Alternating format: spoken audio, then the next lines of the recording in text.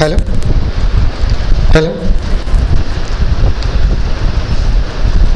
పెద్దలు, విద్యావంతులు, మేధావులందరికీ కూడా తెలంగాణ రిసోర్స్ సెంటర్ తరపున స్వాగతాన్ని తెలియజేస్తున్నాం. తెలంగాణ రిసోర్స్ సెంటర్ గత 124 వారాలుగా ప్రతి శనివారం సాయంత్రం ఈ చర్చా కార్యక్రమాన్ని నిర్వహిస్తూ వస్తుంది. తెలంగాణలో ఉన్నటువంటి అనేక అంశాలపైన, అనేక సమస్యలపైన ఇదే వేదిక మనం ఇప్పటివరకు చర్చించి ఉన్నాం. గతంలో తెలంగాణలోని రైతుల ఆత్మహత్యలపైన కూడా తెలంగాణ రిసోర్స్ సెంటర్ చర్చించడం జరిగింది. ఈ కార్యక్రమంలోని క్రమంగానే మొదట తెలంగాణ రిసోర్స్ సెంటర్ నెగడు అనే పేరుతో వ్యాస సంకలనాన్ని తెలంగాణ ఉద్యమ సంకలనంగా ఇప్పటికీ 13 సంకలనాలను తీసుకురావడం అనేది జరిగింది. సమాజం కోసం, ప్రజల కోసం పనిచేసి చనిపోయినటువంటి వారికి సంబంధించినటువంటి వ్యాసాలను సంకలనంగా మనిషి శీర్షికతో 5 పుస్తకాలను తీసుకురావడం జరిగింది. ఇదే క్రమంలో దక్కన్ ల్యాండ్ మాసపత్రికను తెలంగాణ రిసోర్స్ సెంటర్ ప్రచురిస్తూ వస్తుంది. 124 వారాలుగా ఎక్కడ ఒక వారం కూడా క్రమం తప్పకుండా ఈ టీఆర్సీ చర్చా కార్యక్రమాన్ని నిర్వహిస్తూ వస్తున్నటువంటి విషయం మీ అందరికీ తెలిసిందే. ఇదే క్రమంలో టెక్నికల్గా, రాజ్యాంగబద్ధంగా 4 రోజుల క్రితం తెలంగాణ రాష్ట్రం ఏర్పాటు జరిగింది. మీ అందరు కూడా తెలంగాణ రాష్ట్ర సాధన శుభాకాంక్షలు తెలియజేస్తున్నాం. అయితే రాష్ట్రం వచ్చినప్పటికీ ఆ రాష్ట్రంలో ఉన్నటువంటి ఆంక్షలు ఒకవైపు ఉంటూనే ఉన్నాయి. ఒక అసంతృప్తితో కూడినటువంటి రాష్ట్రం వచ్చిందనేటటువంటి బాధలు ఉన్నాయి. వాటిని సరి చేసుకునేటటువంటి క్రమంలో తెలంగాణలోని మేధావి వర్గం, యాక్టివిస్టులు అందరూ కూడా ఉంటున్నటువంటి పరిస్థితుల్లో ప్రభుత్వం ఏర్పడిన 2 రోజులకే ఆ పార్టీ ఎన్నికల ముందు ఇచ్చినటువంటి హామీలకు సంబంధించినటువంటి చర్చ మొదలైంది. అది ప్రధానంగా తెలంగాణ ఉద్యమానికి ప్రధాన సమస్యగా ఉన్నటువంటి రైతాంగానికి సంబంధించినటువంటి సమస్య, దేశానికి వెన్నెముకగా ఉన్నటువంటి రైతులకు సంబంధించినటువంటి సమస్య. ఈనాటి చర్చలో ఆ అంశాలని మొత్తంగా తెలంగాణలో వ్యవసాయ రంగానికి సంబంధించినటువంటి సంక్షోభం ఎట్లా ఉంది, ఆ సంక్షోభంలో ప్రస్తుతం రుణాల మాఫీకి సంబంధించినటువంటి సమస్య, దానికి ఉన్నటువంటి పరిష్కారాలను మనతో చర్చించడానికి మన దగ్గరికి వక్తలు వచ్చేసి ఉన్నారు. ఆల్దాస్ జానయ్య గారు, head of agricultural business and management and board member of ANGR agricultural university. వారిని వేదికపైకి రావాల్సిందిగా సాదరంగా ఆహ్వానిస్తున్నాం. Please welcome sir.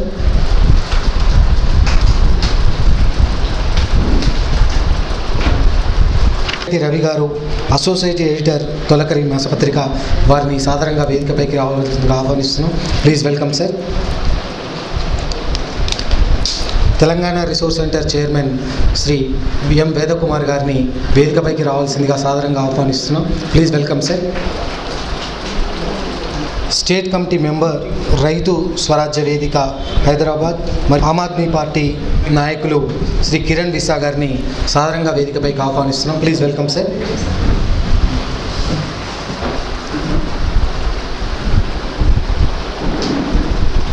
Caring citizens collective field coordinator Shri B Kondalareddy గారిని వేదికపైకి రావాల్సిందిగా ఆహ్వానిస్తున్నాం.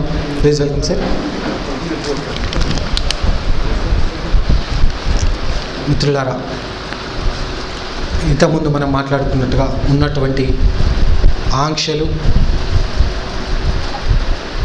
ఒకవైపుగా ఉంటే, ఇచ్చినటువంటి మేనిఫెస్టోలో ఉన్నటువంటి సమస్యలు చాలా ఉన్నాయి. ఈ రోజు దేశానికి వెన్నెముకగా గ్రామం, అదే దేశానికి వెన్నెముకగా ఉన్నటువంటి రైతు ఆ రైతు చుట్టూ ఉన్నటువంటి సమస్యలు. ఎందుకంటే ప్రపంచం మొత్తం ఒకవైపు సేవా రంగం చుట్టూ తిరుగుతుంది, మరొక వైపు సేవల రంగంలోనే పెట్టుబడులు పెట్టాలనేటటువంటి ప్రయత్నాలు ప్రభుత్వాలు చేస్తున్నాయి. రైతుకు భూమి లేదు, నకిలీ లేనటువంటి విత్తనాలు లేవు, నీళ్లు లేవు, ఎటువంటి అండదండ లేకుండా ఈరోజు రైతు మిగిలిపోయినటువంటి సందర్భం. ఇటువంటి సందర్భంలో ఈ తెలంగాణలో రైతును కనుక పట్టించుకోకపోతే, రైతును నెగ్లెక్ట్ కనుక చేస్తే మనం ఎలాంటి తెలంగాణను నిర్మించుకోవచ్చు, ఆ తెలంగాణ ఎట్లా ఉంటుంది అనేటటువంటి మనందరికీ తెలిసిన విషయమే. కాబట్టి ఈ తెలంగాణలో వ్యవసాయ రంగానికి పెద్దపీట వేయాలని కోరుకునేటటువంటి ఒక క్రమంలోనే ఈ చర్చను మనం తీసుకోవడం జరిగింది. ఈ చర్చా కార్యక్రమానికి అధ్యక్షత వహిస్తూ ఈ చర్చను విజయవంతం చేయవలసిందిగా Telangana resource centre chairman Vedakumar గారిని కోరుతూ వారికి మైక్ అందిస్తున్నాను. జై తెలంగాణ.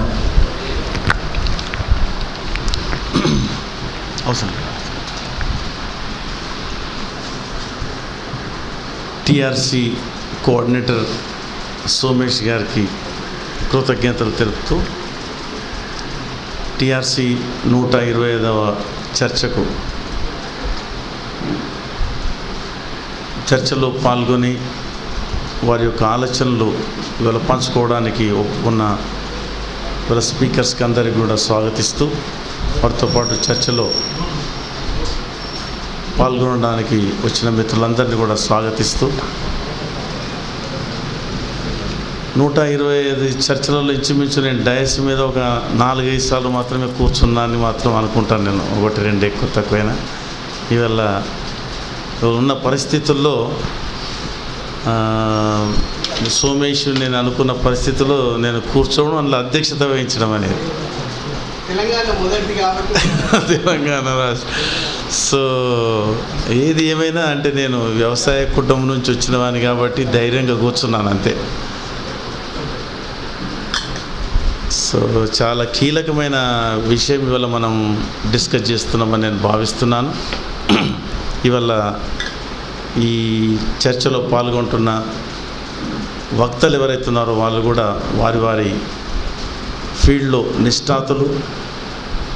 కొంత ఇప్పుడు ప్రజెంట్ ఉన్న సమస్యలను మనం అడ్రస్ చేద్దామని వాటిని అనాలిసిస్ అడ్రస్ చేసి భవిష్యత్తు దిశ కూడా మనం ఏమన్నా ఇవాళ అరైవ్ కాగలిగితే బాగుంటుందని మాత్రం భావించాం. చూసాం మనం రాష్ట్ర విభజన మాత్రం జరిగింది. ఎన్నికలు మనం చూసినాం. ఎన్నికలలో రకరకాల పార్టీలు అంటే ఓటు సీటు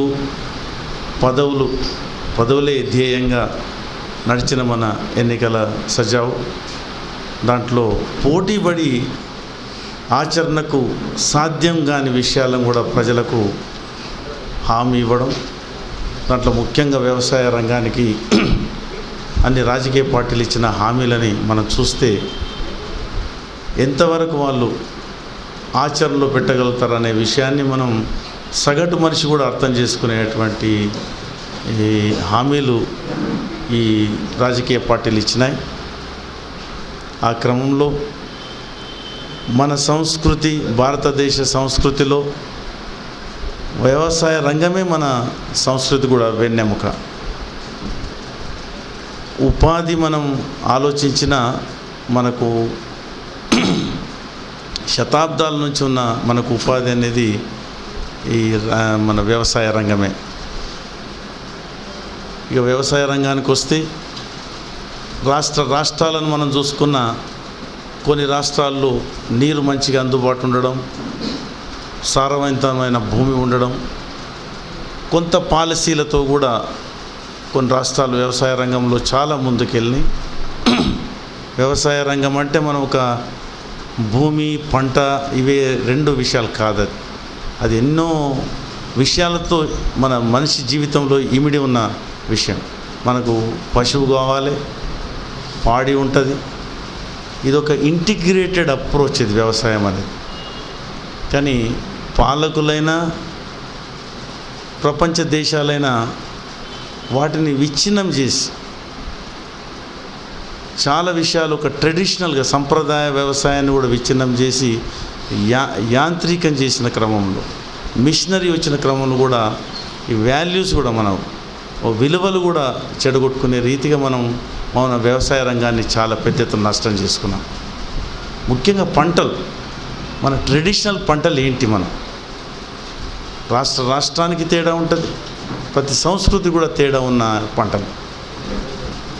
వాతావరణంకు ఆధారపడి ఉంటుంది, భూమికి ఆధారపడి ఉంటుంది, నీరు అందుబాటును బట్టి పంటలు ఉంటాయి, సంస్కృతిని బట్టి పంటలు ఉంటాయి. వాటిని అన్నిటిని కూడా పక్కదోవ దోసేసి మనం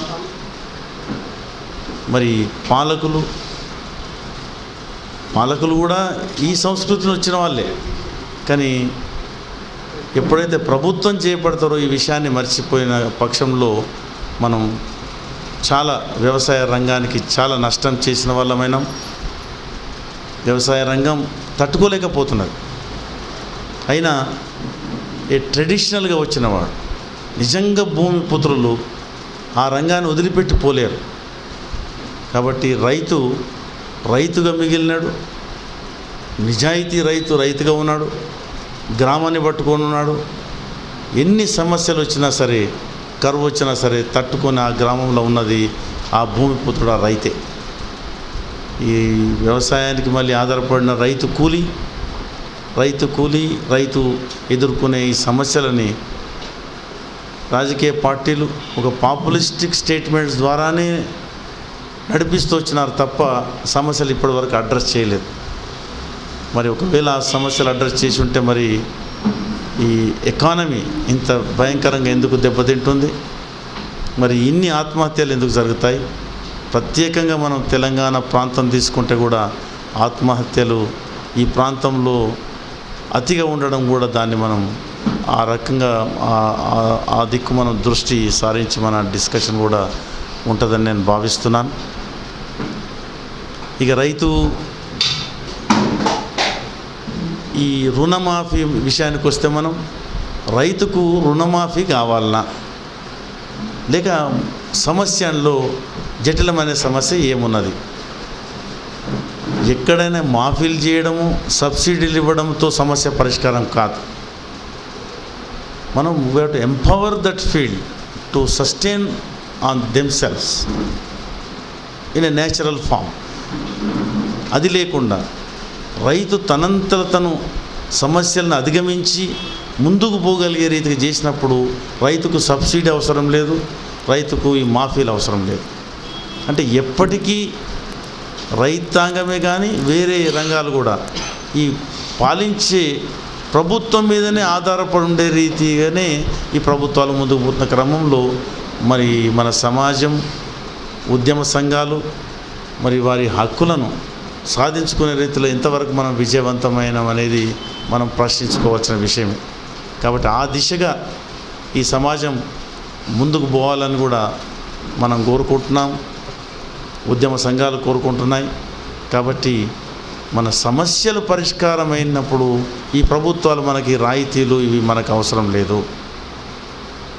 ఇక ఈ ప్రభుత్వం మొన్న ఎన్నికలలో ఇచ్చిన రుణమాఫీ ఒక 1,00,000 అంటే ఒకళ్ళు 2 కాంగ్రెస్ వాళ్ళు 2 లక్షలు, ఇక్కడ 1,00,000 అంటే 2 లక్షలు ఆంధ్రప్రదేశ్లో ఫామ్ చేయబోయే ప్రభుత్వం రాజకీయ నాయకులు 2 లక్షలు, ఒక సంవత్సరం అంటే మొత్తం రుణమాఫీ. ఇవన్నీ మనం చూసినాం. వీటికి ఖచ్చితంగా ఒక కట్టుదిట్టమైన చర్య చేయని పక్షంలో ఖచ్చితంగా రాజకీయ పార్టీలు అదే పద్ధతిన ముందుకు పోతాయి. కాబట్టి ఈ చర్చలను మనం కొనసాగించి సమస్య పరిష్కారం చేసుకునే క్రమంలో ఖచ్చితంగా మనం ఒక ఐక్య వేదికల ద్వారా రైతాంగ సమస్యలని పూర్తిగా పరిష్కారం చేసే రీతిగా ఉద్యమాలు, ముఖ్యంగా తెలంగాణ ప్రాంతంలో మాత్రం చాలా గట్టిగా ఈ యొక్క ఉద్యమాలు జరగాలని మాత్రం మనం కోరుకుంటున్నాం. ఆ క్రమంలో ఈ రైతైతే భూమిని సారవంతం చేసుకోవాలనుకుంటాడు, దున్నే నుంచి కూడా రైతుకు పెట్టుబడి అవసరం ఉంటుంది. తెలంగాణ అన్ని జిల్లాల్లో భూమి ఒకే తీరుగా ఉండదు. భూమి ఒక తీరుగా ఉండదు, వాతావరణం ఒక తీరుగా ఉండదు, సాగునీరు ఆ ప్రాంతానికి ఇరిగేషన్ సిస్టమ్ ద్వారా మనకు సాగునీరు అందుతుందా, అందని పక్షంలో మనం భూగర్భ జలాలు మనం తీసుకునే దీంట్లో మనం ఒక మంచి వాగుల చెరువులతో ఉన్న ఈ సంస్కృతి, వాగులు కనుమరుగైనాయి, చెరువులు కనుమరుగైనాయి, భూగర్భ జలాలు అట్టడిగిపోయినాయి, బావుల ద్వారా తీసుకునే నీరు బావులు కూడా అట్టడిగిపోయిన తర్వాత బావుల్లో ఇన్వెల్ బోర్స్ వేసుకున్నాం మనం. ఇన్వెల్ బోర్స్ వచ్చినప్పుడే మనం ఎంత భయంకరంగా ఫీల్ అయిన తర్వాత మొత్తం బాయే కనుమరుగైపోయింది. ఆ తర్వాత మళ్ళీ సర్ఫేస్ బోర్ 100 ఫీట్లు పోయి 1000 ఫీట్ల వరకు వెళ్ళిపోతుంది.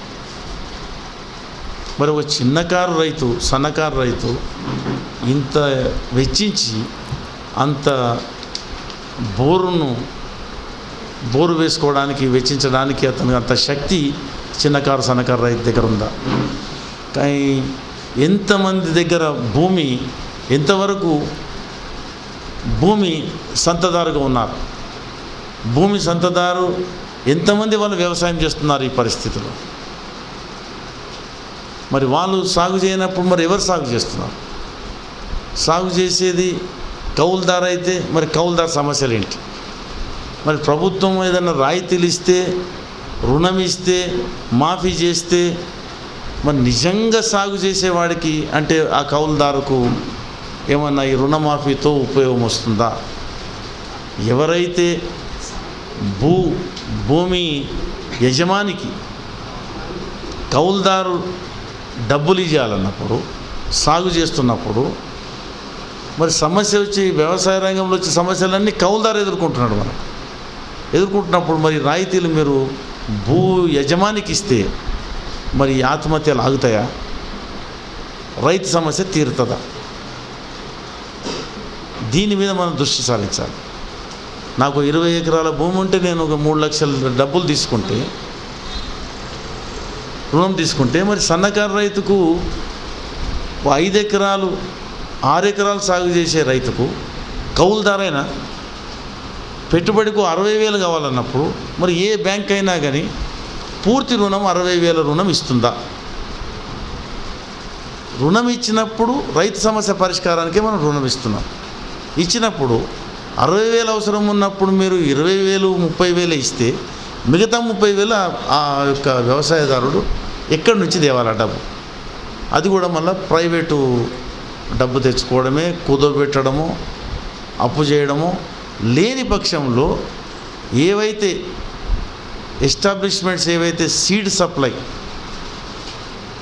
ఎరువుల సప్లై, పురుగు మందుల సప్లై చేసేవాళ్ళు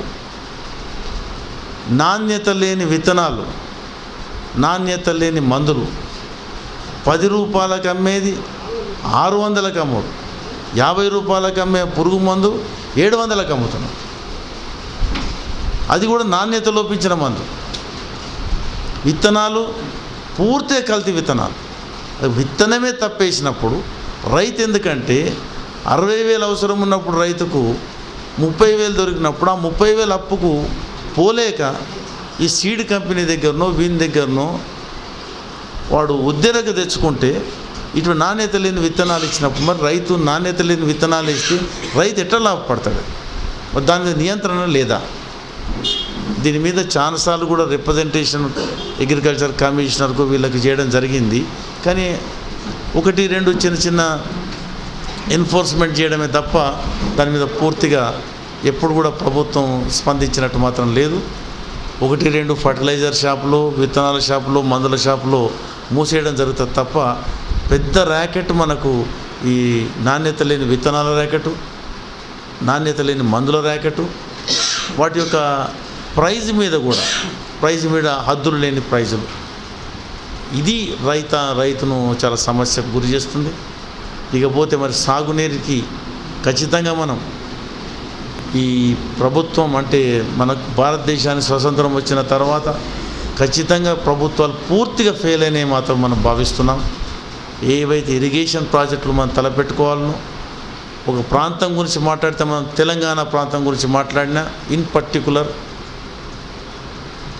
ఆసఫ్ జాహీ పీరియడ్ 7th నైజాం పీరియడ్లోనే ఎప్పుడైతే నిజాం సాగర్ నిర్మాణం చేసుకున్నామో 32లో, అలీ సాగర్ నిర్మాణం చేసుకున్నాం, ఉస్మాన్ సాగర్, హిమాయత్ సాగర్ 1920-27లో ఉస్మాన్ సాగర్, హిమాయత్ సాగర్ నిర్మాణం చేసుకున్నాం.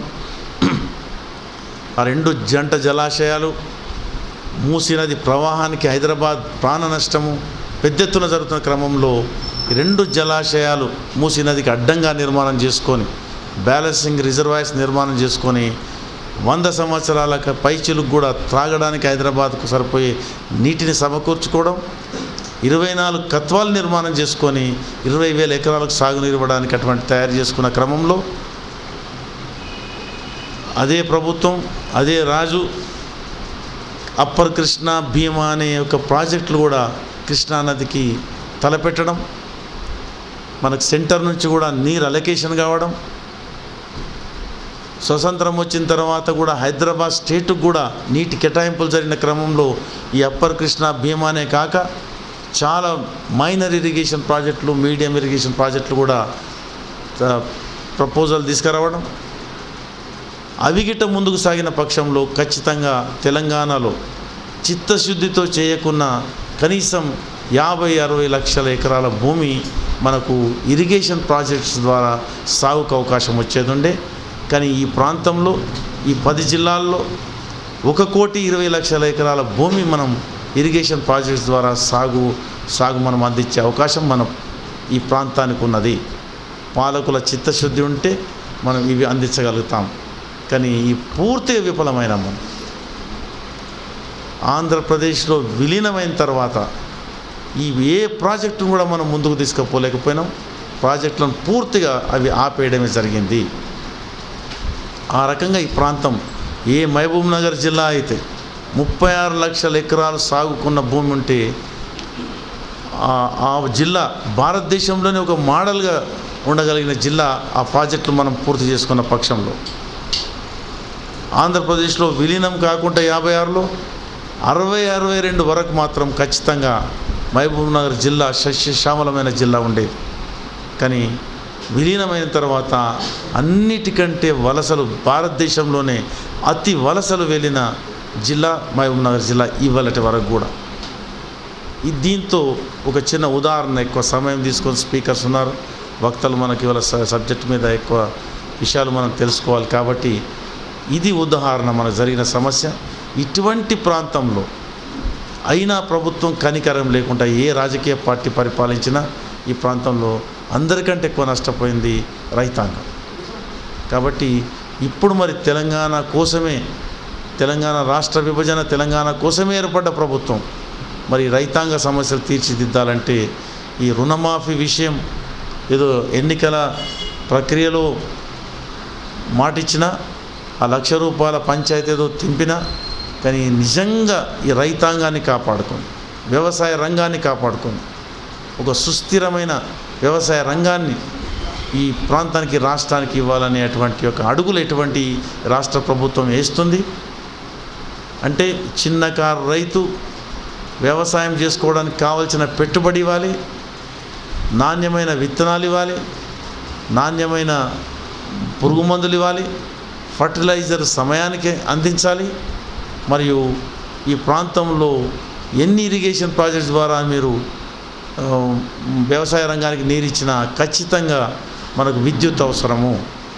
అంటే మనకు సర్ఫేస్ బోర్ ద్వారా కూడా ఖచ్చితంగా అన్ని ప్రాంతాలకు మనం సాగునీరు అందించలేము. కాబట్టి నాణ్యమైన విద్యుత్తు వ్యవసాయ రంగానికి ఈ ప్రభుత్వం అందించాలి.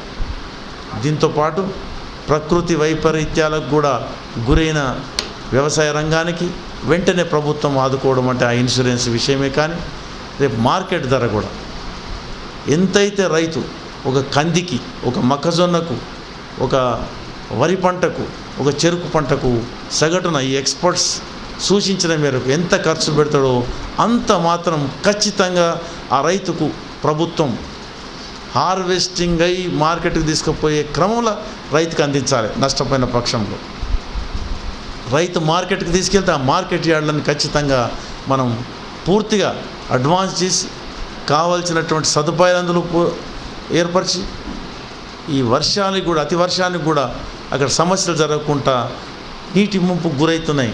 మార్కెట్కి తీసుకుపోయిన పంట మార్కెట్ యార్డ్లో మునిగిపోతుంటే మరి ప్రభుత్వాలు ఏం చేస్తున్నాయి?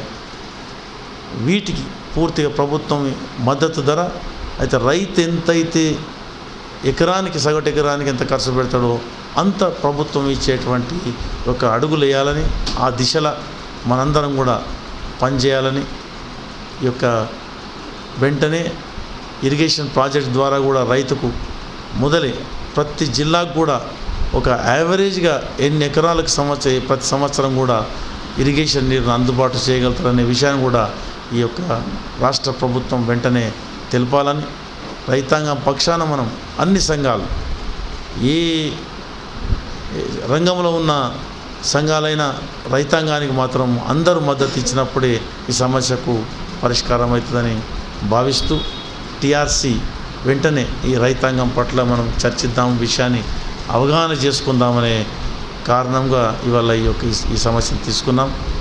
ముందుగా రకరకాల ఫీల్డ్ నుంచి వచ్చిన మిత్రులు ఉన్నారు. ముందుగా సెంటర్ ఫర్ సిటిజన్స్ కేర్ సంబంధించిన కొండలరెడ్డి గారిని మాట్లాడవలసిందిగా కోరుతున్నాను.